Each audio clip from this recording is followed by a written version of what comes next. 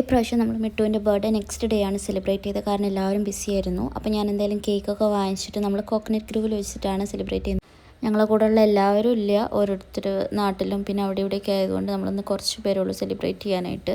അപ്പം ഞങ്ങൾ ആദ്യം തന്നെ അവിടെ എത്തി, പിന്നെ ഇവർ വെയിറ്റ് ചെയ്യായിരുന്നു. അങ്ങനെ അത് കഴിഞ്ഞ് ഞാൻ ആദ്യമായിട്ടാണ് കോക്കനട്ട് ഗ്രൂവ് പോകുന്നത്. ഞാൻ ഇവിടുത്തെ ഫുഡൊക്കെ ഓർഡർ ചെയ്ത് കഴിക്കാറുണ്ട്, പക്ഷെ ഇവിടെ വന്നിട്ട് ഒന്നും ട്രൈ ചെയ്തിട്ടുണ്ടായില്ല. പിന്നെ എന്തോ ഒരു കാരണത്താൽ ഞാൻ ബീറാണ് അടിച്ചത്. അല്ലെങ്കിലും എനിക്ക് ബീറിനോടാണ് ഇഷ്ടം.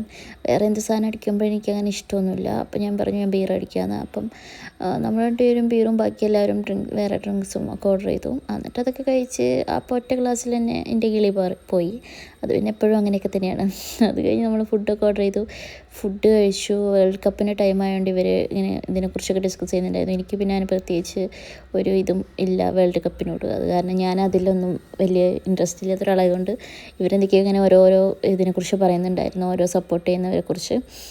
അത് കഴിഞ്ഞ് നമ്മൾ കുറച്ച് നേരം ഫുഡ് കഴിച്ച് കഴിഞ്ഞിട്ട് നമ്മൾ ലാസ്റ്റാണ് കേക്ക് കട്ട് ചെയ്തത്.